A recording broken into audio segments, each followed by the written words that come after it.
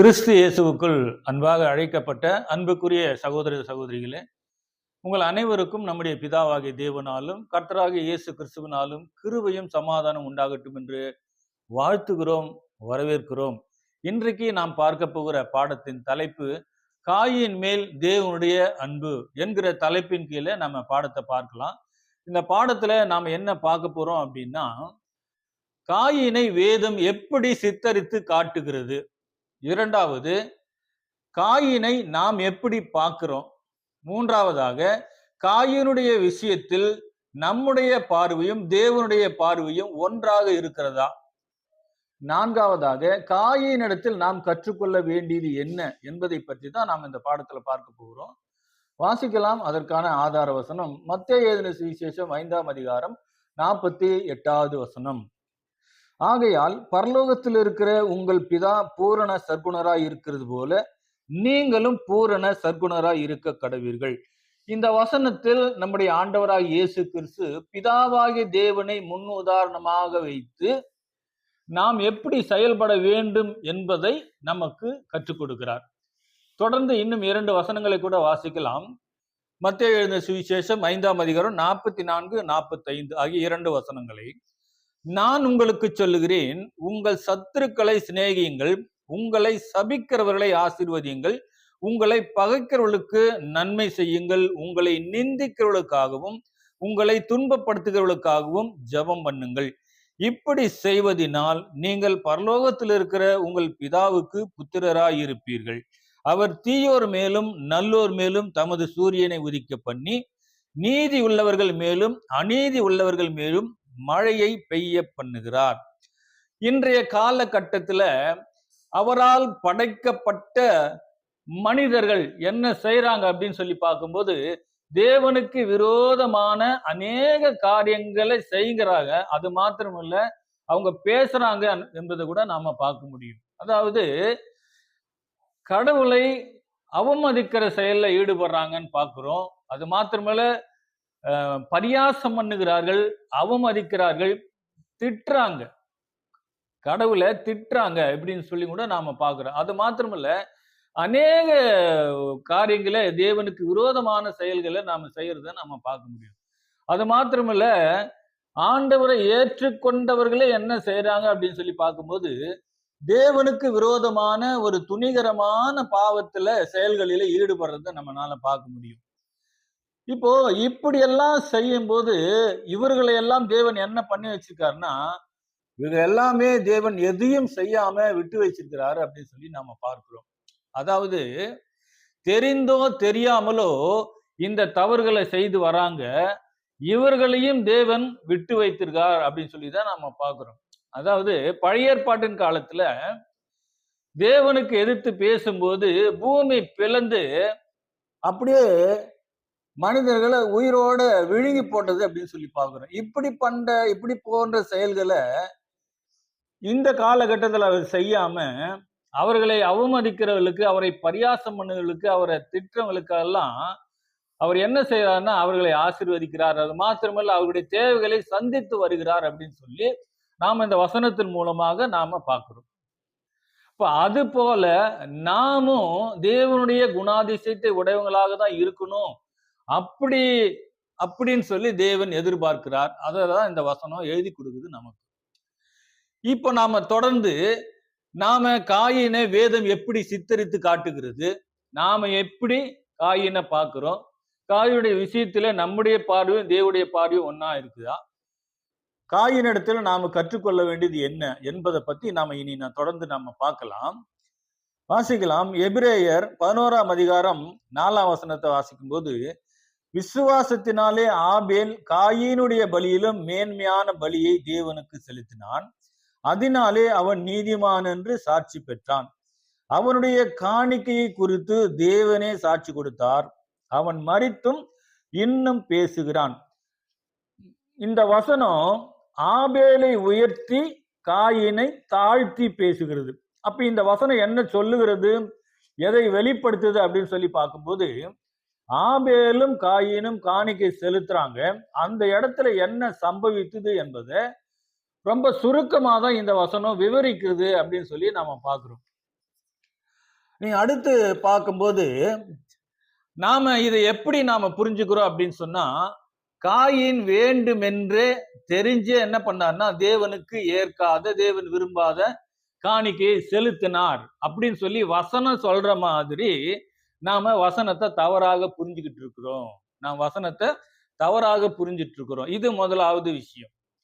அடுத்தது பார்க்கும்போது யூதா 1 வசனத்துல யூதா என்ன சொல்றாருன்னா, இவர்களுக்கு ஐயோ, இவர்கள் காயினுடைய வழியில் நடந்து பிலேயாம் கூலிக்காக செய்த வஞ்சகத்திலே விரைந்தோடி கோரா எதிர்த்து பேசின பாவத்திற்குள்ளாகி கெட்டு போனார்கள். அப்ப இந்த இடத்துல விசுவாச துரோக பட்டியல இந்த இடத்துல சொல்லிட்டே வர்றார். ஆரம்பத்துல இருந்து பார்க்கும்போது அந்த விசுவாச துரோக பட்டியல முதலாவது யாருடைய பெயரை இங்க குறிப்பிடுறாருன்னா, காயினுடைய பெயரை என்ன செய்யறாருன்னு குறிப்பிடுறாரு. ஏன்னா காயின் தான் ஃபர்ஸ்ட் வந்தாரு.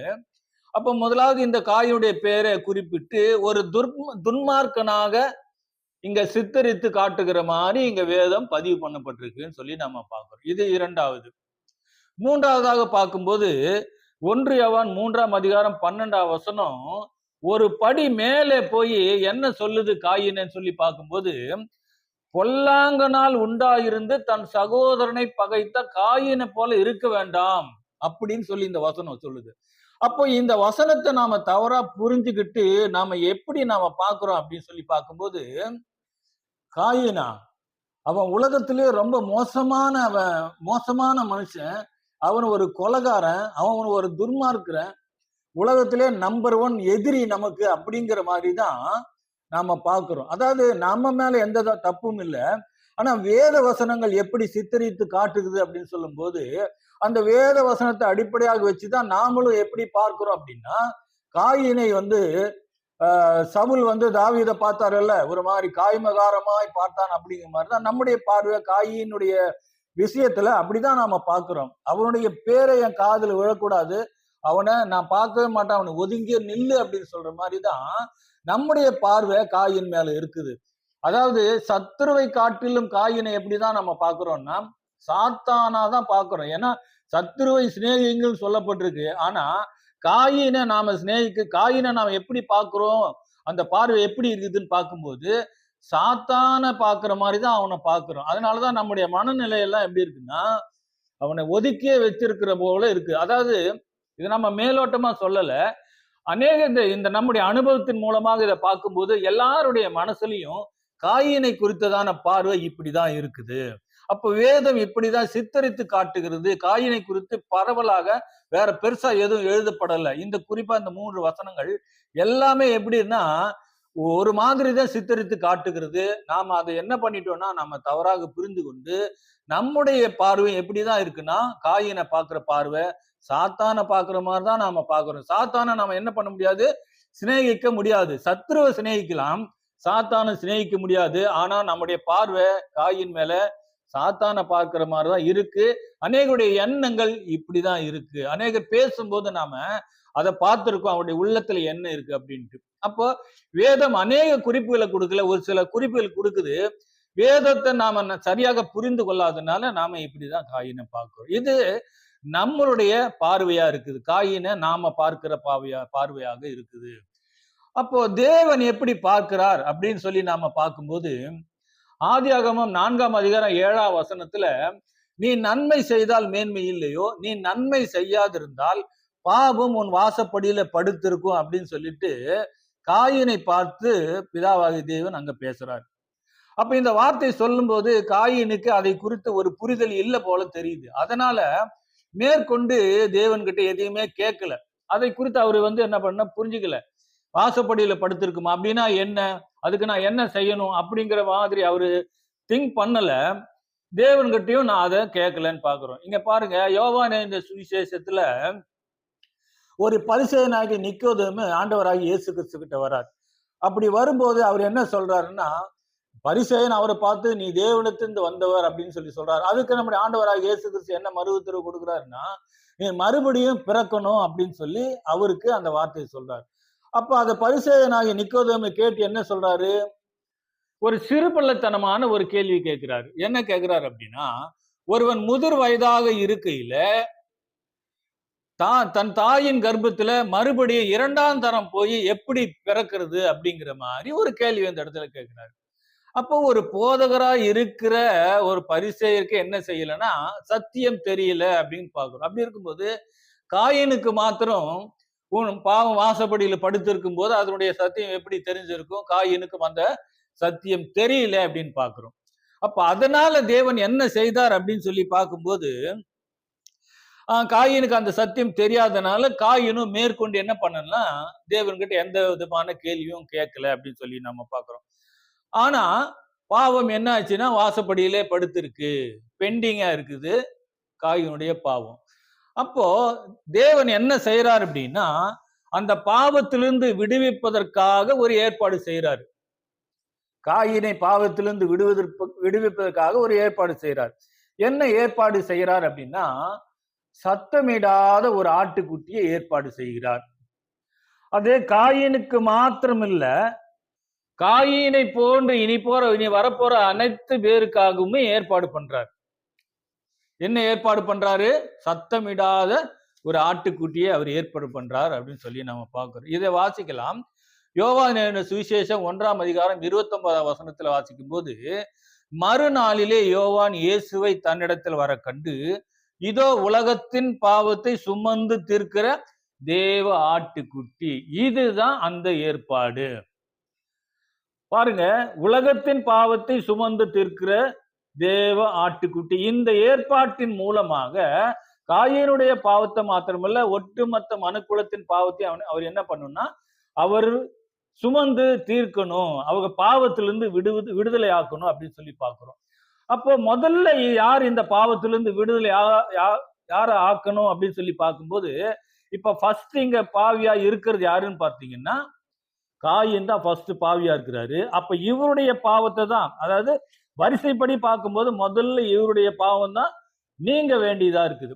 எப்படி அப்படின்னு சொல்லி பார்க்கும்போது நம்ம இங்க ஒரு கேள்வி, அவங்களுக்கு முன்னாடி அவங்க அப்பா அம்மா இருக்கிறாங்க, ஆதாம் ஏவாள் இருக்கிறாங்களே அப்படின்னு சொல்லி நமக்கு ஒரு கேள்வி வரும். ஆனா இந்த இடத்துல பார்க்கும்போது ஆதாமும் ஏவாளும் அவர்கள் பாவம் செய்து மீறும் போது அந்த இடத்துல என்ன செய்யறாருன்னா ஆல்ரெடி ஏற்கனவே ஒரு மிருகத்தை என்ன பண்றாரு, அடிக்கிறார். அங்க ஒரு ஆட்டுக்குட்டியை அடிச்சு அவங்களுக்கு ரத்தம் சிந்த வச்சு தோல் உடை என்று சொல்லக்கூடிய தோல் உடையை உடுத்தி, அது நீதி என்னும் தோல் உடையை உடுத்தி அவங்களுக்கு உடுத்துறாரு. அவங்க தற்காலிகமாக என்ன செய்யறாங்கன்னா தேவன் அவங்கள தற்காலிகமான ஒரு பாவத்திலிருந்து ஒரு விடுதலை அந்த இடத்துல கொடுக்குறாரு. அப்ப இவங்க 2 பேர் கிளியர் ஆயிட்டாங்க. இப்ப யாருடைய பாவம் தான் பெண்டிங்ல இருக்கு அப்படின்னா காயினுடைய பாவம் தான் நிலுவையில் இருக்கு. அப்ப இந்த ஆட்டுக்குட்டியின் மூலமாக யாருடைய பாவம் முதல்ல நீங்கும் அப்படின்னா காயினுடைய பாவம் முதல்ல நீங்கும் அப்படின்னு பார்க்கிறோம். அதுக்கப்புறம் தான் மற்றவருடைய பாவம் எல்லாம் நீங்கும் அப்படின்னு சொல்லி பார்க்கிறோம். ஏன்னா காயின் தான் இப்போ பாவியாக இருக்கிறார் அப்படின்னு பார்க்கிறோம். இப்போ காயினுக்கு ஏற்கனவே ஒரு சான்ஸ் கிடைச்சது. ஃபர்ஸ்ட் ஆபேலும் காயினும் அங்க காணிக்கை செலுத்த வரும்போது அங்க ஒரு சான்ஸ் கிடைச்சது. அந்த சான்ஸ் என்ன பண்ணிட்டாருன்னா அவரு காயின் மிஸ் பண்ணிட்டாரு. அதனால என்ன பண்ணலன்னா அந்த இடத்துல வாய்ப்பு பலி செலுத்தக்கூடிய நீதிமானாக்கக்கூடிய வாய்ப்பு அவருக்கு பறி போச்சுன்னு பாக்குறோம். இப்போ 2வது என்ன செய்யலைன்னா அங்க மிஸ் ஆன வாய்ப்பை 2வது இன்னொரு ஆட்டுக்குட்டியை பலி செலுத்த சொல்லி தேவன் சொல்லவும் இல்லை. காயினும் என்ன செய்யலைன்னா யோபு தன்னுடைய பிள்ளைகளுக்காக முன்கூட்டியே என்ன பண்ணுவார்னா பலி செலுத்துவார். அதே போல இங்க காயினும் பலி என்ன பண்ணல, செலுத்தல அப்படின்னு சொல்லி பாக்குறோம். அப்ப இப்ப காயினுக்கு பாவத்திலிருந்து விடுதலை ஆக்குவதற்கு எதுதான் தீர்வு, எப்படிதான் தீர்வு அப்படின்னு சொல்லி பார்க்கும்போது இந்த சத்தமிடாத இருக்கிற ஆட்டுக்குட்டி தான் தீர்வாக இருக்குது. அதைத்தான் தேவன் என்ன செய்தார்னா காயினுக்காக ஏற்பாடு செய்தார். இது காயினுடைய விஷயத்துல தேவன் அவருக்கு காட்டின முதலாவது அன்பு, தேவன் காயின் மேல் வைத்த முதலாவது அன்பு அப்படின்னு சொல்லி பார்க்கிறோம். அடுத்தது பார்த்தீங்கன்னு சொன்னா 2வது காயினை சபிக்கிறாரு, காயினுக்கு சாபம் கொடுக்கிறாரு. ஆனா அந்த சாபம் என்ன பண்ணலாம், செயல்படல, அது ஆசீர்வாதமாக மாறுது. அப்ப இது தேவனுடைய 2வது அன்பு, காயின் மேல் வைத்த 2வது அன்பு. அப்போ காயினுக்கு சபிக்கிறாரு, ஏன் அந்த சாபம் செயல்படல ஆசீர்வாதமாக மாறுது அப்படின்னு சொல்லி நம்ம தொடர்ந்து நம்ம அதை வாசிக்கலாம். அதை வாசிக்கும் போது ஆதியாகமம் 4ஆம் அதிகாரம் 11, 12 இந்த 2 வசனங்களை நம்ம வாசிக்கலாம். அந்த காயினுடைய சாபம் ஏன் செயல்படல, எப்படி ஆசீர்வாதமா மாறிச்சு அப்படின்னு சொல்லி நம்ம வாசிக்கும் போது, ஆதியாகமம் 4, 11, 12ல இப்பொழுது உன் சகோதரனுடைய இரத்தத்தை உன் கையிலே வாங்கி கொள்ள தன் வாயை திறந்த இந்த பூமியில் நீ சபிக்கப்பட்டிருப்பாய். நீ நிலத்தை பயிரிடும் போது அது தன் பலனை இனி உனக்கு கொடாது. நீ பூமியில் நிலையற்று அலைகிறவனாய் இருப்பாய் என்றார். அப்ப இந்த வசனத்துல நாம ரிவர்ஸ்ல பார்க்கும்போது முதலாவது என்ன சொல்றாருன்னா, நீ நிலையற்று அலைகிறவனாய் இருப்பாய் அப்படிங்கிற ஒரு வார்த்தை சொல்றாரு. இரண்டாவது, பூமி தன் பலனை கொடாது அப்படின்னு சொல்றாரு. அடுத்து அவனை சபிக்கிறார். அப்போ சபிக்கும் போது உனக்கு எந்த விதமான ஆசீர்வாதமும் கிடைக்காது அப்படிங்கிற மாதிரிதான் இந்த 3 விஷயத்தின் மூலமாக அங்க சபிக்கிறாரு காயின. ஆனா இங்க என்ன நடந்தது அப்படின்னு சொல்லி நம்ம பார்க்கும்போது, என்ன நடந்தது அப்படின்னு சொல்லி பார்க்கும்போது, ஆதியாகமம் 4ஆம் அதிகாரம் 16ஆம் வசனத்திலிருந்து நம்ம தொடர்ந்து வாசிக்கும் போது அங்க ஒரு டீட்டெயில் கிடைக்குது. பாருங்க, அங்க காயின் நோத்து என்னும் தேசத்துல குடியிருந்தான் அப்படின்னு சொல்லி பார்க்கிறோம். நோர்த் என்னும் தேசத்துல குடியிருந்தான். அப்போ இங்க குடியிருந்தான்னு சொல்லும் போது முதலாவது ஒரு தேசத்தை என்ன பண்றாருன்னா, ஒரு இடத்தை கண்டுபிடிச்சு அந்த தேசத்துல அவர் வாசம் பண்றாரு, அந்த இடத்தை அவர் சுதந்திரித்துக் கொள்றாரு அப்படின்னு பாக்குறோம். அப்போ இங்க குடியிருந்தான்னு சொல்லும் போது அந்த இடத்தை அந்த தேசத்தை சுதந்திரிக்கிறாரு. அப்படி சுதந்திரிக்கும் போது என்ன ஆகுது அப்படின்னு சொல்லி பார்க்கும்போது, நிலையற்று அலைகிறவனா இருப்பாய்ங்கிற அந்த வார்த்தை என்ன ஆச்சுன்னா செயல்படல. அந்த சாபம் செயல்படல. ஏன்னா நிலையற்ற அலைகிறவனா இருந்தா அந்த இடத்துல ஒரு இடத்துல என்ன பண்ண முடியாது, குடியிருக்க முடியாது. அவர் அங்கே இங்க எங்கேயாவது ஒரு பரதேசியா தான் இருந்திருக்கணும். ஆனா அந்த தேசத்துல வாசம் பண்ணினான், குடியிருந்தான்னு சொல்லும் போது அந்த நிலையற்ற அலைகிறவனா இருப்பாய்ங்கிற சாபம் என்ன பண்ணனா செயல்படல அப்படிங்கிறத முதல்ல நாம பார்க்கணும். அடுத்து நாம என்ன பார்க்கணும் அப்படின்னா, 17ஆம் வசனம் சொல்லுது, காயின் தன் மனைவியை அறிந்தான் அப்படின்னு சொல்லப்பட்டிருக்கு. இது காயினுக்கு கிடைத்த 2வது ஆசீர்வாதம் பார்க்கிறோம். காயினுக்கு பாருங்க, ஒரு மனைவி தன்னுடைய சந்ததியை பெற்றெடுப்பதற்கு, தன்னுடைய சந்ததி பலுகி பெறுவதற்கு அவருக்கு ஒரு வாய்ப்பாக அவருக்கு ஒரு பெண்ணு அமைகிறாள், அவர் திருமணம் பண்றாருன்னு சொல்லி பார்க்கிறோம். அப்ப அந்த திருமணத்தின் மூலமாக, அந்த பெண்ணின் மூலமாக காயினுடைய சந்ததி, காயினுக்கு சந்ததிகள் பிறக்கிறாங்க அப்படிங்கிறத கூட நாம வாசிக்க முடியும். இப்ப இந்த இடத்துல நல்லா கவனிக்க வேண்டிய விஷயம் என்னன்னா, முக்கியமா நம்ம என்ன கவனிக்கணும்னா, காயினுக்கு பெண்ணு கிடைச்சாங்க, திருமணம் பண்ணிட்டாருன்னு பாக்குறோம். ஆனா அந்த பெண்ணுக்கு எப்படி இருந்திருக்கலாம்னா, அந்த கர்ப்பத்தை அடைச்சிருந்திருக்கலாம். ஆனா காயினுடைய மனைவியின் கர்ப்பம் அடைக்கப்படவில்லை, அவர்களுக்கு பிள்ளைகள் பிறந்தாங்கன்னு சொல்லி வேதவசனம் பதிவு செய்யறத பாக்குறோம். இது மிக முக்கியமான ஒரு ஆசீர்வாதமா இருக்கு. அவர் 2வது என்ன சொன்னார் அப்படின்னா, பூமி தன் பலனை கொடாது அப்படின்னு சொல்லி சொன்னாரு.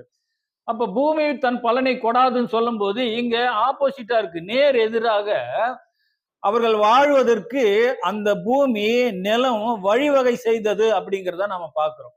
அவங்க வாழ்வதற்கு அந்த பூமி, அந்த நிலம் அவங்களுக்கு வழிவகை செய்தது அப்படிங்கிறது பாக்குறோம். இங்க இன்னொரு முக்கியமான விஷயத்த நாம கவனிக்கணும்.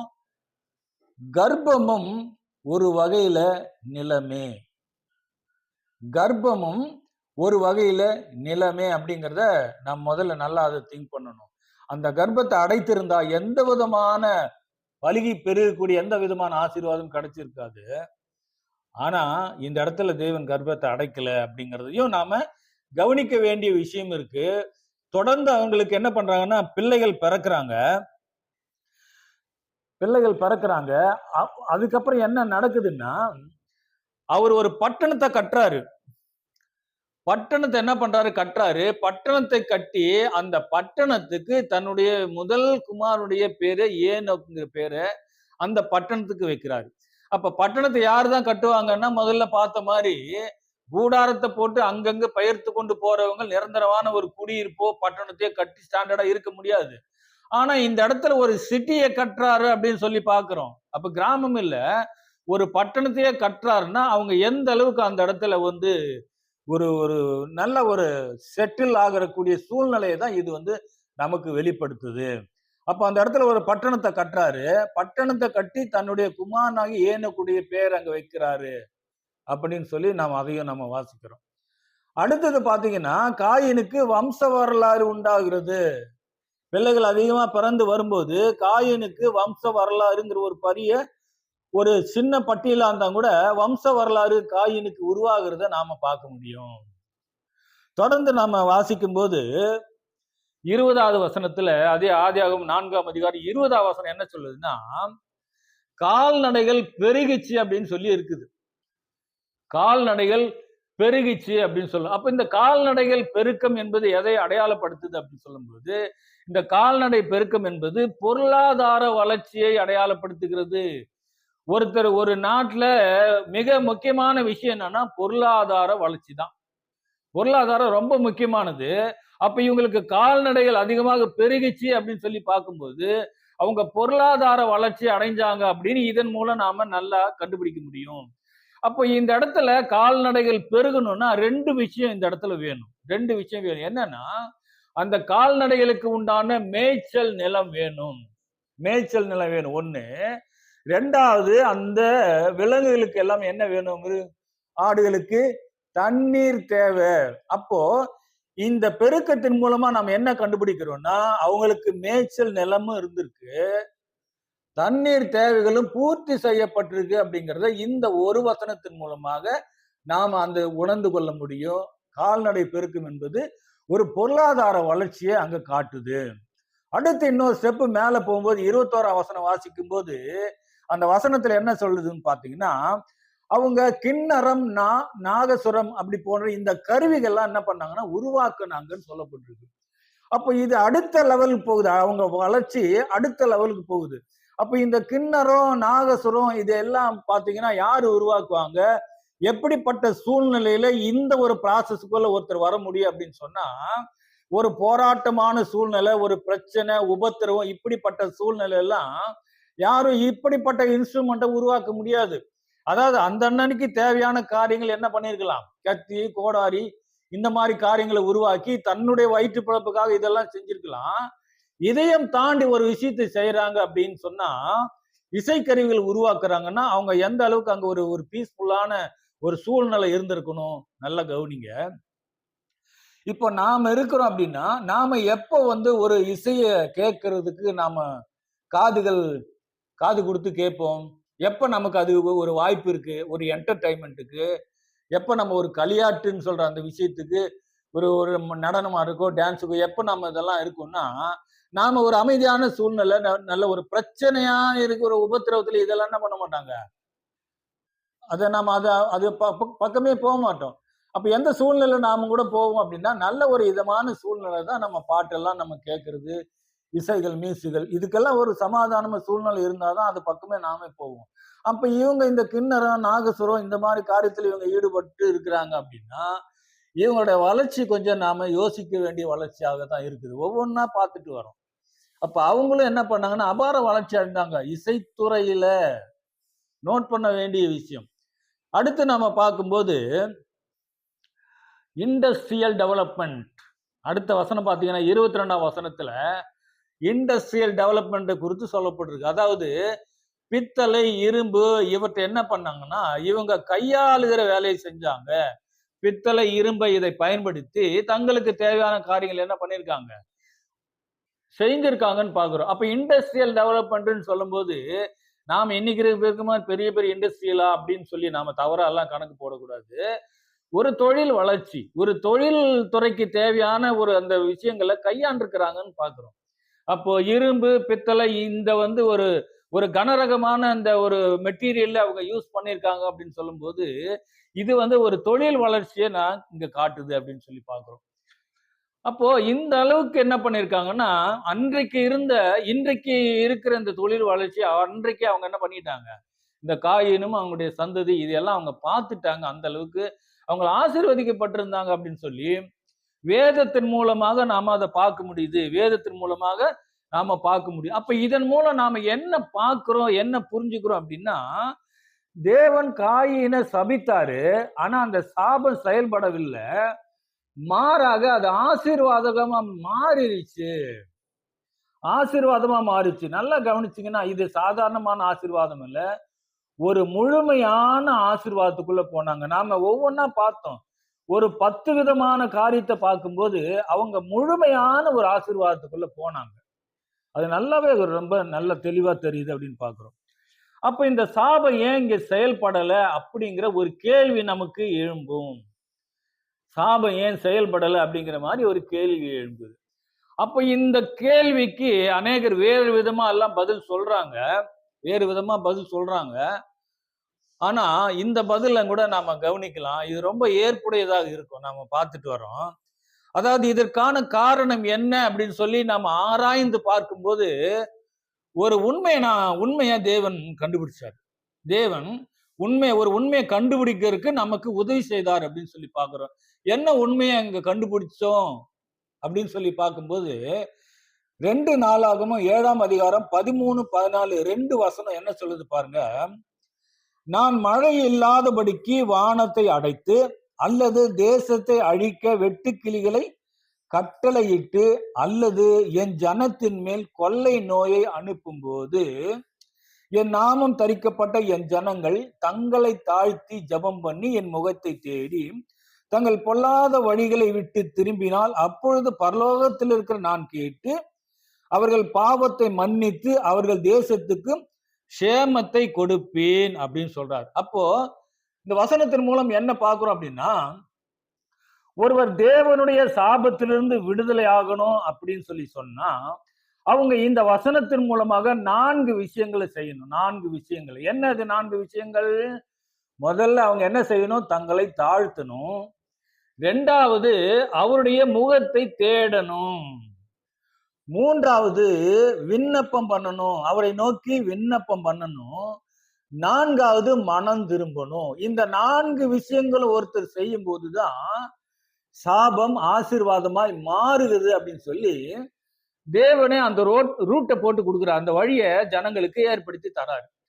அப்ப இந்த 4 விதமான செயல்கள் மூலமாக ஒருவருடைய சாபம் ஆசீர்வாதமாக மாறுகிறது அப்படிங்கிறது இந்த இடத்துல தேவன் பதிவு பண்ணி வச்சுட்டார். அப்ப நாம இப்ப என்ன பார்க்கணும் அப்படின்னா, இப்ப இந்த 4 விஷயத்தையும் காயின் செய்தாரா?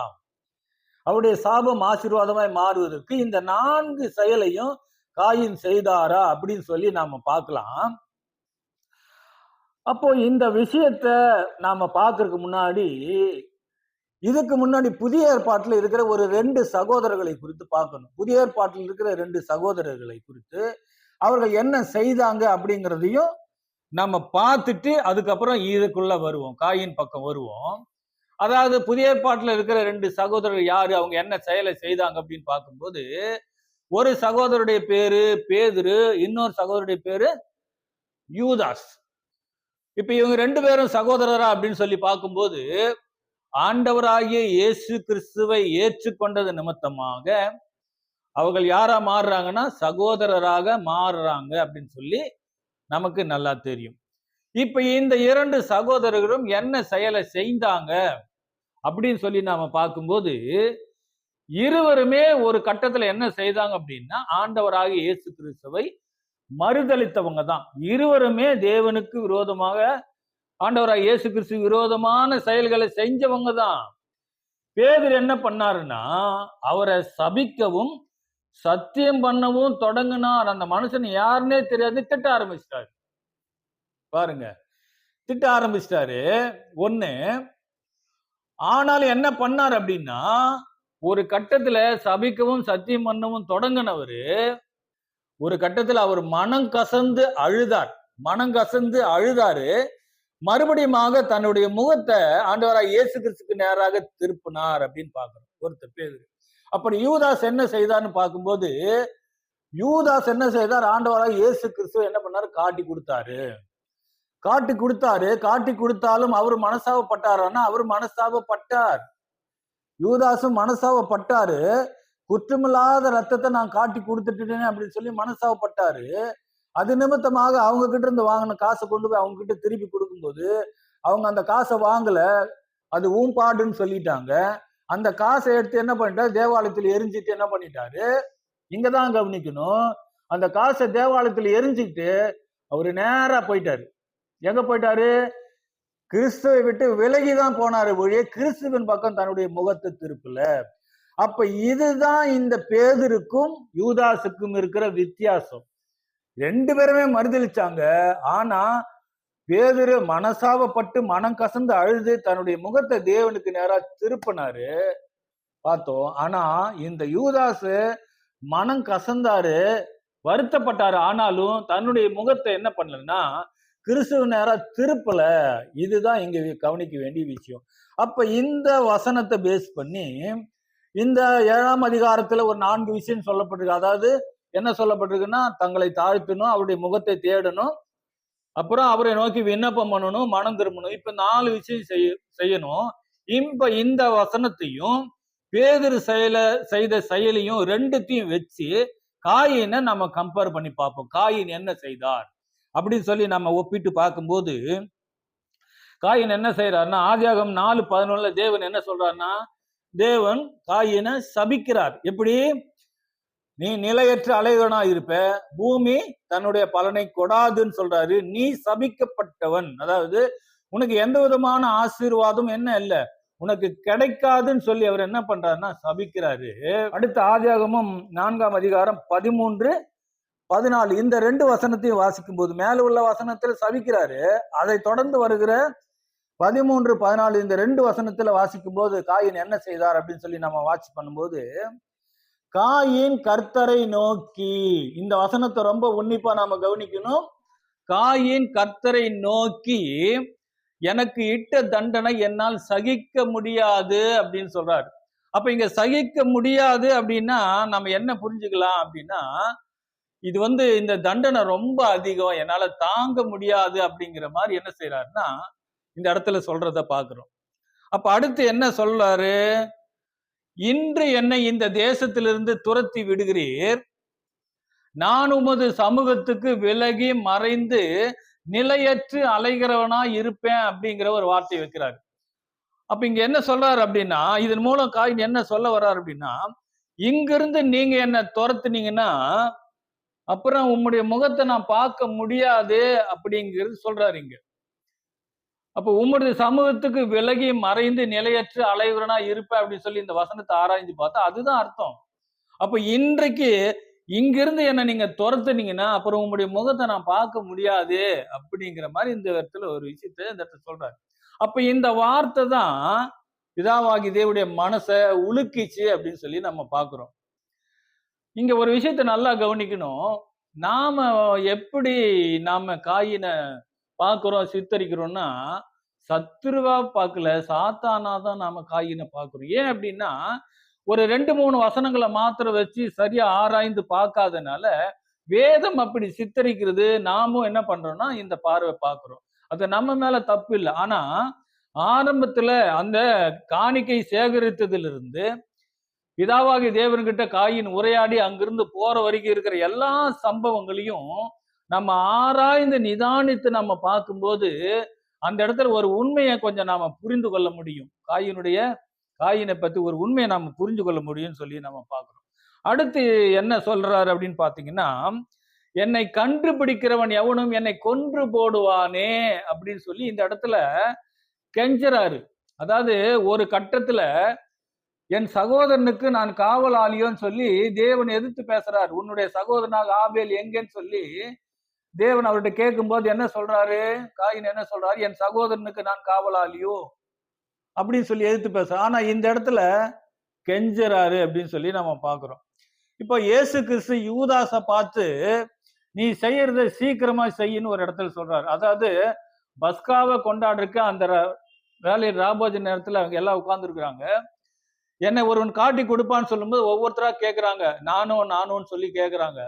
அப்ப அந்த நேரத்துல அப்பத்துணுக்கு எடுத்து திராட்சை ரசத்துல முக்கி யூதாசிட்ட கொடுத்து நீ செய்யறத சீக்கிரமா செய்யின்னு சொல்லி அனுப்புறாரு சொல்றாரு. அப்ப சொல்லும் போது அவன் யூதாஸ் என்ன பண்ணிருக்கணும், நம்முடைய பிளான் அவர் கண்டுபிடிச்சிட்டாரு, இனி நாம மறைக்க கூடாது, அவர்கிட்ட மன்னிப்பு கேட்கணும்னு சொல்லி ஒப்புரவாகணும்னு சொல்லி இல்லாம அதை வாங்கணும்னு தொடர்ந்து அதிகமாக தன்னுடைய செயல் அவரை காட்டி கொடுப்பதற்கு அந்த தொடர்ந்து ஈடுபட்டான் அப்படின்னு சொல்லி பாக்குறோம். அப்ப இங்க காயின் என்ன செஞ்சிருக்கலாம், என்ன பேசியிருக்கலாம் அப்படின்னா, அவர் அங்க சபித்து இந்த சாபத்தை சொல்லும் போது நான் எப்படியோ போறேன், உங்களுக்கு என்ன அப்படின்னு சொல்லி அந்த வார்த்தையை சொல்லிட்டு கடந்து அந்த இடத்துல இருந்து போயிருக்கலாம். ஏன்னா இன்னைக்கு நாம கூட கோபத்துல பெற்றோர்களை நம்ம அப்படித்தான் பேசுவோம். அப்போ அன்றைக்கு ஒரு மனநிலை, இன்றைக்கு ஒரு மனநிலை மனுஷர் இருப்பாங்கன்னா இல்ல, ஒரே மாதிரி மனநிலை தான் மனுஷர் இருக்கிறாங்க. அப்ப அந்த நேரத்துல எதிர்த்து பேசிக்கலாம், நான் எப்படியோ போறேன், உங்களுக்கு என்ன அப்படின்னு சொல்லி கூட அந்த இடத்துல இருந்து கடந்து போயிருக்க முடியும். இல்லைன்னா இன்னொன்னு என்ன பண்ணிருக்கலாம்னா, இந்த யூதாஸ் சைலண்டா போன மாதிரி இங்க காயினும் சைலண்டா போயிருந்தா இந்த இடத்துல அவனுடைய நிலைமையே வேற மாதிரி இருந்திருக்கும்.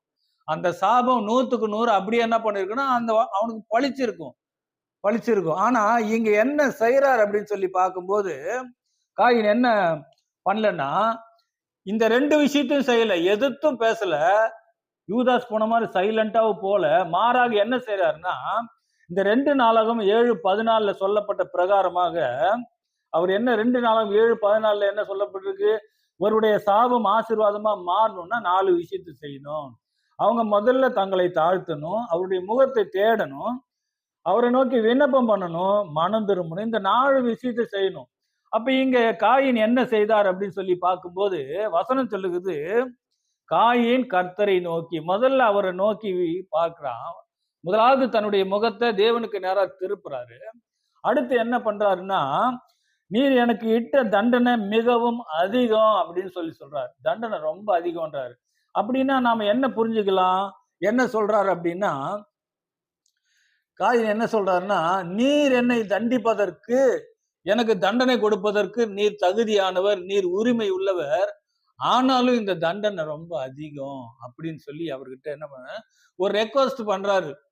கொஞ்சம் மறுபரிசீலனை பண்ணுங்க அப்படின்னு சொல்லி ஒரு ரெக்வஸ்ட் பண்றதை நம்ம பார்க்கிறோம். மூணாவதாக என்ன பார்க்க முடியும், என்ன சொல்றாரு அப்படின்னு சொன்னா, தேவனை பார்த்து எனக்கு பாதுகாப்பு கொடுங்க அப்படின்னு சொல்லி கெஞ்சுறாரு. இந்த இடத்துல எனக்கு பாதுகாப்பு கொடுங்கன்னு கெஞ்சுறாரு. அப்ப இந்த இடத்துல நமக்கு ஒரு கேள்வி வரும், காயின் அங்க என்ன கெஞ்சினாரா அப்படிங்கிற மாதிரி நமக்கு ஒரு கேள்வி வரும். அதாவது இந்த கெஞ்சுதல்ங்கிறது எப்படி கெஞ்சலாம் அப்படின்னா 2 விதமா கெஞ்சலாம். அதாவது ஹம்பிளா, ரொம்ப தாழ்மையா என்ன பண்ணலாம், மனதுரியும் கூட கெஞ்சலாம். இன்னொன்னு அந்த கோபத்துல கெஞ்சுற விஷயம் கூட இருக்குது. அப்ப இங்க 2வது விஷயத்தை தான் பண்ணாரு. ரொம்ப தாழ்மையா அவர் என்ன பண்ணல, கெஞ்சல. அந்த ஒரு காரியத்துல அந்த டென்ஷனான அந்த கோபமா இருக்கிற சூழ்நிலை கூட அதன் மூலமாக ஒரு கெஞ்சுதலை தான் நான் இந்த இடத்துல பார்க்க முடியும். நம்ம அதை ஆராய்ஞ்சு பார்த்தா நமக்கு நல்லாவே தெரியும். அவரு கெஞ்சினாருன்னு பார்க்கிறோம். அந்த கெஞ்சதலின் அவர் கெஞ்சினாரு, அதன் விளைவாகத்தான் அவருக்கு என்ன பண்றாருன்னா, தேவன் அந்த இடத்துல அவருக்கு ஒரு பாதுகாப்பு கொடுக்கிறாரு. உன்னை கொல்லுகிற எவன் மேலும் 7 பழி சுமரும் அப்படிங்கிறதான அடையாளமான ஒரு வார்த்தைய பதிலாக அந்த இடத்துல காயினுக்கு கொடுக்கிறார். அந்த கெஞ்சுதலின் விளைவாக தான் அந்த பாதுகாப்பு கொடுக்கிறார் அப்படிங்கிறத நாம புரிஞ்சுக்க முடியும். அன்பான சகோதர சகோதரிகளே, இங்க ஒரு விஷயத்தை நாம நல்லா கவனிக்கணும். இதை மேலோட்டமா பார்க்கும்போது இதெல்லாமே புரியாது. ஏன்னா இந்த பேச்சு, இந்த இந்த சப்ஜெக்ட் எப்படி இருக்குன்னா, ரொம்ப வித்தியாசமா சகோதரர் பேசுறாரே, காயினுக்கு ரொம்ப சப்போர்ட் பண்ணி தவறே பண்ணாதவர் மாதிரி பேசுறாரு அப்படிங்கிற மாதிரிதான் தோணும். ஆனா நம்ம ரொம்ப ஆழ்ந்து மேலோட்டமா பார்க்கும்போது தெரியாது, ரொம்ப ஆழ்ந்து பார்க்கும்போது தான் நாம அதை உணர்ந்து கொள்ள முடியும். ஆழ்ந்து பார்க்கும்போது தான் நம்ம உணர்ந்து கொள்ள முடியுங்கிறத நாம இங்க புரிஞ்சுக்கணும். அது மட்டுமில்ல, அவர் சாபம் ஆசீர்வாதமாய் மாறுவதற்கு இன்னொரு காரணம் என்னன்னா, ரோமர் 5ஆம் அதிகாரம் 20ஆம் வசனம் சொல்லுது, மேலும் மீறுதல் பெருகும்படிக்கு நியாய பிரமாணம் வந்தது, அப்படி இருந்தும் பாவம் பெருகின இடத்தில் கிருபை அதிகமாய் பெருகிற்று அப்படின்னு சொல்லி பார்க்கிறோம். அப்போ இங்க நியாய பிரமாணம் சொல்லும்போது, நியாய பிரமாணம் என்ன, தேவனுடைய சட்டம். ஆனால் அன்றைக்கு நியாய பிரமாண சட்டம் இருந்ததா காயினுடைய காலத்துலன்னா, அன்றைக்கு நியாய பிரமாண சட்டம் வெளிப்படையாக இல்ல. ஆனா அந்த சட்டம் என்கிற நீதி தேவனுக்குள்ள இருந்தது, அவருடைய மனசுக்குள்ள இருந்தது. அதனாலதான் என்ன பண்ணாருன்னா அவருக்கு காயினுக்கு தண்டனை கொடுக்க முடிஞ்சது. தண்டனை கொடுத்தாருன்னு பாக்குறோம். இல்லைன்னு சொன்னா தண்டனை கொடுப்பதற்கு வாய்ப்பே இல்லையே. சட்டமே இல்லைன்னா தண்டனையை கொடுக்க முடியாது. ஆனா எதன் அடிப்படையில தண்டனை கொடுக்கிறாரு, அந்த நியாயப்பிரமான வெளிப்படையா இல்ல, தேவனுடைய மனசுக்குள்ள இருந்தது. அதன் விளைவாக தான் அந்த இடத்துல தண்டனை கொடுத்தாரு பாக்குறோம். இப்போ அந்த வசனத்தை தொடர்ந்து வாசிக்கும் போது, அப்படி இருந்தும் பாவம் பெருகின இடத்துல கிருபை அதிகமாய் பெருகிடுச்சு அப்படின்னு சொல்லப்பட்டிருக்கு. நல்லா கவனிங்க, பாவம் பெருகின இடத்துல கிருபை அதிகமாக பெருகிச்சு அப்படின்னு சொல்லி இந்த வசனம் பதிவு செய்யறத நம்ம பார்க்க முடியும். இங்க நல்லா கவனிச்சீங்கன்னா, ஆபேல் பலி செலுத்தி நீதிமானாக்கப்பட்ட ஆபேல் என்ன ஆசீர்வாதத்தை அவர் பெற்றிருப்பார் அப்படின்னு சொல்லி பார்க்கும்போது, மிஞ்சி போனா பலி செலுத்தி ஒரு அதிகபட்சம் 1 மாசம் வேணா அவரோட உயிரோட இருந்திருக்கலாம். அதுக்கு மேல உயிரோடு இருந்திருப்பதற்கு வாய்ப்பு இல்லை. ஏன்னா அந்த கோபம் எப்படி பண்ணிருக்கோம், அதெல்லாம் மாறி போயிருக்கும், சமாதானமான சூழ்நிலைக்குள்ள போயிருப்பாங்க. ஆனா அதுக்குள்ள இந்த சம்பவம் நடந்திருக்குன்னு சொல்லும் போது, இது அதிகபட்சமா 1 மாசத்துக்குள்ளேயே இந்த சம்பவங்கள் எல்லாமே நடந்திருக்கும். அப்ப பலி செலுத்தி நீதிமானாக்கப்பட்ட ஆபேல் எந்த விதமான ஒரு ஆசீர்வாதத்தையும் அனுபவிக்கல, பூமியில அவனுக்கு கிடைக்கல அப்படிங்கிறத பாக்குறோம். நீதிமான்ங்கிற ஒரு பட்டம் மாத்திரம் வந்ததே ஒழிய வேற பூமிக்குரிய எந்த விதமான ஆசீர்வாதமும் கிடைக்கல. வசனம் சொல்லுகிறது, ஒரு நீடித்த ஆயுசு நாட்களை உடையவர்களாக இருப்பதே ஒரு பெரிய ஆசீர்வாதம். அப்ப அந்த ஜீவனை குறித்து சொல்லும் போது கொள்ளை பொருள் என்று சொல்லி வேதம் சொல்லுது. அந்த ஜீவனுக்குரிய அந்த சாதாரண ஆசீர்வாதம் கூட ஆபேலுக்கு கிடைக்கல அப்படிங்கிறத பார்க்கணும். ஆனா வசனம் என்ன சொல்லுது, பாவம் பெருகின இடத்துல கிருபை அதிகமாய் பெருகிச்சு. அப்ப எப்படி இந்த சாபம் ஆசீர்வாதமா மாறுச்சுன்னா, அவனுடைய அந்த தேவனை நோக்கி கெஞ்சுதல் உண்டான காரியமும் தேவனுடைய கிருபையும் சேர்ந்து அந்த சாபம் ஆசீர்வாதமாக மாறுச்சு அப்படிங்கிறத நாம பார்க்கிறோம். காயின் தேவனுக்கு நேராக தன்னுடைய முகத்தை திருப்பினாரு. தேவனுடைய கிருபையும் அங்க அதிகமாக பெருகினபடினால அந்த சாபம் ஆசீர்வாதமாக மாறியது அப்படின்னு சொல்லி நாம புரிஞ்சுக்க முடியும். நல்லா கவனிச்சீங்கன்னா, இந்த சாபமானது உடனுக்குடனாக நீக்கப்பட்டது. இந்த சாபம் உடனுக்குடனே நீக்கப்பட்டது.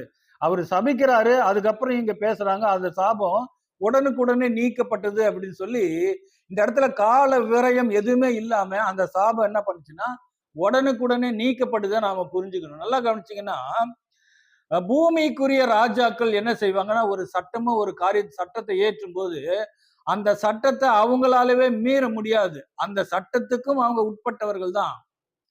ஆனா பரலோகத்தின் தேவனாகிய கர்த்தர் அந்த ராஜா எப்படிப்பட்டவர்னா, அவர் சட்டத்துக்கு உட்பட்டவர் அல்ல, சட்டம் தான் அவருக்கு உட்பட்டது. அதனால அவர் என்ன வேணா செய்யலாம், அந்த சட்டத்தை எப்படி வேணா என்ன பண்ணலாம், மாற்றலாம் அப்படிங்கறத அவருக்கு அந்த உரிமை இருக்கு. அதனால அந்த அந்த எந்த விதமான கால விரயம் இல்லாம அந்த சாபம் ஆசீர்வாதமா மாறுதுங்கிறதையும் நாம இந்த இடத்துல நாம கவனிக்க வேண்டியது இருக்குது. நல்லா கவனிச்சீங்கன்னா, ஆதியாகமம் 4ஆம் அதிகாரம் 16ஆம் வசனம் எப்படி ஆரம்பிக்குது ஆரம்பத்துலன்னா, இந்த உரையாடல் காயின் தேவனோடு இந்த பேசி இந்த உரையாடல் முடிஞ்சதுக்கு அப்புறம் காயின் கர்த்தருடைய சன்னதி விட்டு புறப்பட்டு போனான்னு இருக்குல்ல. அப்போ இந்த இடத்துல காயின் எப்படி புறப்பட்டு போயிருப்பாரு அப்படின்னு சொல்லி நம்ம ஆராய்ந்து பார்க்கும்போது, ஒரு துக்கத்தோடவே அப்படி கிளம்பி போயிருப்பாருன்னா, துக்கத்தோட என்ன பண்ணல, கிளம்பி போல. ஆரம்பத்துல அந்த துக்கமா தான் இருந்தது.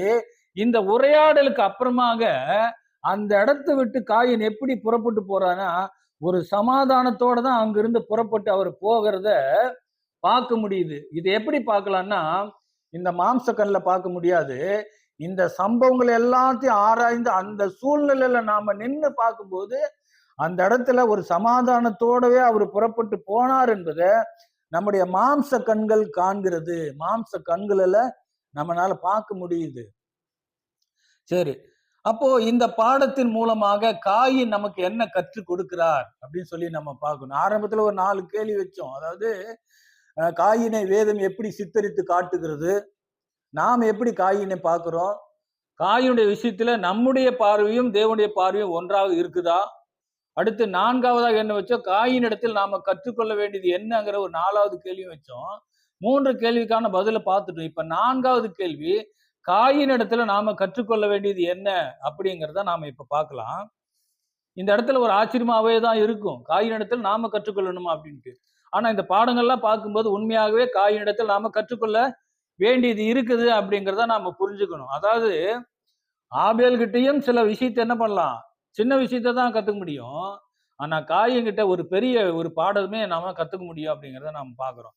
அது என்ன அப்படின்னு சொல்லி பார்க்கும்போது, காயின் நமக்கு என்ன கற்றுக் கொடுக்கிறார் அப்படின்னு சொல்லி பார்க்கும்போது, நாம பாவம் செய்வோம், நாம பாவம் செய்யக்கூடியவர்கள் தான். ஏன் அப்படின்னா காரணம், பாவ மாம்சம், அதாவது பாவத்தின் ரத்தம் நம்முடைய உடம்புல ஓடிட்டு இருக்குது. அப்போஸ்தலனாகிய பவுல் சொல்றது போல, எனக்குள்ள இருக்கிற பாவம் அப்படி செய்ததுன்னு சொல்ற மாதிரி பாவ ரத்தம் நமக்குள்ள ஓடிட்டு இருக்குது. அந்த பாவ ரத்தத்தின் மூலமாக நாம பாவம் செய்யக்கூடியவர்கள் தான், பாவம் செய்யக்கூடியவர்கள் தான்.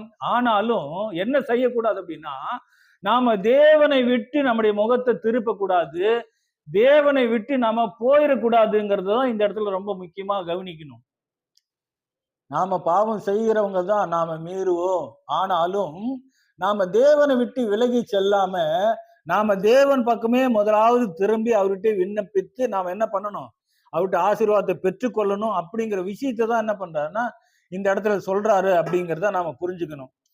நல்லா கவனிச்சிங்க அப்படின்னா, ஆண்டவராகிய இயேசு கிறிஸ்து தன்னுடைய ஊழியத்தின் பாதையில, ஊழியத்தின் கடைசி நாட்களில அவர் என்ன சொல்றாருன்னா, அவரை விட்டு அநேகர் என்ன பண்றாங்க, அவரை விட்டு அநேகர் பிரிஞ்சு போயிடுறாங்க.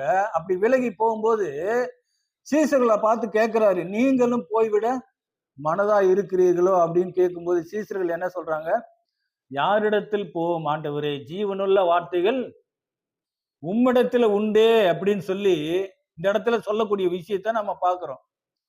அப்புறம் அடுத்து இன்னொரு சம்பவம் கூட பார்த்தீங்கன்னா, தாவீதுடைய வாழ்க்கையில 1 நாளாகமும் 21வது அதிகாரத்துல நம்ம என்ன வாசிக்கிறோம்னா, தாவீது ஒரு பெரிய தவறு செய்யறாரு, ஒரு பாவத்தை செய்யறாரு. அதாவது இஸ்ரவேலை இலக்கம் பார்க்கறதுக்கு, தொகையிடுறதுக்கு ஆட்களை அனுப்பி என்ன சொல்றாரு. அப்ப அங்க தளபதி சொல்றாரு, இது செய்ய வேணாம், இது கர்த்தருக்கு விரோதமான செயல், இதை செய்யக்கூடாது, இது பாவம்னு சொல்லும் போது, ஆனாலும் அதை கேட்காம தொடர்ந்து அந்த பாவத்தை செய்ய, அந்த இலக்கம் பார்க்கறதுக்கு தாவீது ஆட்களை அனுப்புறாரு. அது நிமித்தமாக தேவனுடைய கோபம் வந்துருது. தேவனுடைய கோபம் இஸ்ரவேல் மேல, தாவீது நிமித்தமாக இஸ்ரவேல் மேல கோபம் வருது. அப்ப தேவன் ஒரு தீர்க்கதரிசியை அனுப்பி அவர் செய்த பாவத்தை சுட்டி காட்டி, உன்னுடைய தேசத்தின் மேல, ஜனங்கள் மேல இந்த தண்டனை வரப்போகுதுன்னு சொல்லிட்டு ஒரு 3 விஷயத்த சொல்றாரு. முதல்ல 3 வருஷம் பஞ்சம் வரும், அப்படி இல்லைன்னா உன்னுடைய பகைவருடைய பட்டயம் உன் மேல வரும், அல்லது தேவனுடைய பட்டயமாகிய கொள்ளை நோய் இந்த ஜனத்தின் மேல வரும். இத 3த்துல எதையாவது ஒண்ணு நீ செலக்ட் பண்ணிக்க அப்படின்னு சொல்லி தேவன் தீர்க்கதரிசி மூலமா சொல்லி அனுப்புறாரு. அப்படி சொல்லி அனுப்பும் போது தாவீது சொல்லுகிற வார்த்தை என்னன்னா, கொடிய இடுக்கண்ல நான் சிக்கிட்டு இருக்கிறேன், கொடிய இடுக்கண்ல சிக்கிட்டு இருக்கிறேன், நான் கர்த்தருடைய கரத்திலேயே விழுவனாக, நான் கர்த்தருடைய கையிலேயே நான் விழுறேன். ஏன்னா அவருடைய இரக்கங்கள் மகா பெரியதுன்னு ஒரு வார்த்தை சொல்றாரு. நான் கர்த்தருடைய கையிலே விழுறேன், அவருடைய இரக்கங்கள் மகா பெரியது, மனுஷர் கையில் விழாது இருப்பேனாக அப்படிங்கிற ஒரு வார்த்தை சொல்லிட்டு கர்த்தருடைய கையிலேயே விழுறாரு. அப்போ இதன் மூலம் நாம என்ன புரிஞ்சுக்கிறோம், காயின் நமக்கு என்ன கற்றுக் கொடுக்கிறாருன்னா, அவர் யூதாச மாதிரியோ எதிர்த்தோ, அவர் எதிர்த்து பேசாம சைலண்டா போகாம தன்னுடைய முகத்தை திருப்பி சாபத்தை ஆசீர்வாதமாக பெற்றுக்கொண்டு அந்த இடத்தை விட்டு சமாதானமா போனார். அப்ப நம்முடைய வாழ்க்கையில கூட நாம தவறு செய்யலாம், பாவம் செய்யலாம், ஆனாலும் தேவனை விட்டு நாம விலகி செல்லாம நாம அவருடைய முகத்தை நோக்கி நாம பார்க்கணும், அவரிடத்துல விண்ணப்பம் பண்ணணும், நாம கெஞ்சணும், ஆசீர்வாதத்தை பெற்றுக்கொள்ளணும். அப்படிங்கிறது தான் இந்த பாடத்தின் மூலமாக காயின் நமக்கு கற்றுக் கொடுக்கிறார். காயின் அதைத்தான் செய்தாரு. அவர் மூலமாக நான் இன்றைக்கு அதை தான் நாம கற்றுக்கொள்ளுகிறோம். இந்த பாடத்தை தான் நாம கற்றுக்கொள்ளுகிறோம். அவருக்கு நேராக நாம் என்ன பண்ணணும், முகத்தை திருப்பி அவருடைய காலிலேயே நாம விடணும், விலகி நாம ஓடக்கூடாது என்பது காயின் நமக்கு கற்றுக் கொடுக்கிற பாடமாக இருக்குது அப்படின்னு சொல்லி பார்க்கிறோம். இது காயின் மேல் தேவன் காட்டிய அன்பு அப்படிங்கிறதையும் நாம புரிஞ்சுக்கிறோம். நாமும் கர்த்தருடமா என்ன பண்ணணும், நாமும் கர்த்தர் பக்கமாக நம்முடைய முகத்தை திருப்பி நாமும் அவரிடத்தில் ஆசீர்வாதத்தை பெற்றுக்கொண்டு சாபத்தை ஆசீர்வாதமாக நாமும் மாற்றணும். அதற்கு தேவன் தாமே உதவி செய்வாராக. தேவனுடைய நாமம் மட்டும் மகிமைப்படுவதாக. ஆமென்.